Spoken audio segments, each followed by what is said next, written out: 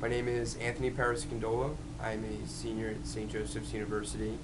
I'm a double major in international business and finance with a minor in Mandarin, and I took the IBU 210 course during my sophomore year. So going back to the IBU 210 course, before diving into our cross-cultural project, didn't really know what exactly to expect. Typically, when going into team projects, the main concern is how is the collaboration among all your teammates going to be? What are the strengths and weaknesses? So throwing in the element of working with international students was something that was going to be a new experience, to say the least. Originally, I thought that the biggest challenge was going to be language, being that everyone in my group at the time, for me, my basic skills were just in Mandarin, and I was hoping to work with the Chinese team, but being able to branch out and have to rely on English with our two Japanese students wasn't the hardest challenge after sitting in our first meeting. We were able to get our points across to some degree, but at the same time there was that lack of engagement or lack of involvement because there was much more to it.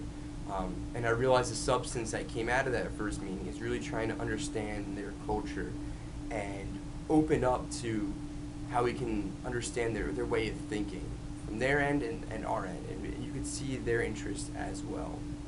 So I remember at the end of the first meeting, one of my teammates, Rachel, suggested that we do some kind of dinner at some sort, and since there's only Chinatown, there's no Japantown in the area, we decided that we're going to make an authentic meal. And we thought this, at the time wasn't going to really happen, but this was something that was really the added value that kept the ball going and helped us learn throughout this experience. So throughout this project, two of our international students from Japan took us to a Japanese supermarket.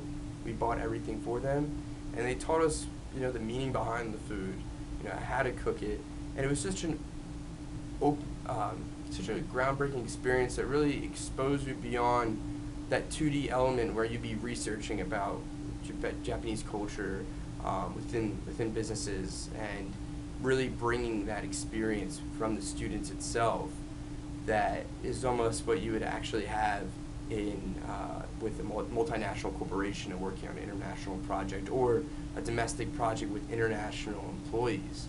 And that's something that I really took away from it. And I saw as I studied abroad when I went to China that following summer. So without a doubt, the project that was incorporated into our IBU 210 course was academic for the sake of understanding the key concepts that came from looking at Porter's Five Forces, but also to being able to build that experience and to learn from not only within the members within your group, but expand it into working with international students. And even just today I was talking to one of my friends that's taking the course right now and working with students from Saudi Arabia. He's currently a senior, but he absolutely loves the project because something different that he hasn't done or been exposed to since he studied abroad in Europe. So definitely for the project itself, and I look forward to seeing the progression that it makes over the course of the years. Thank you.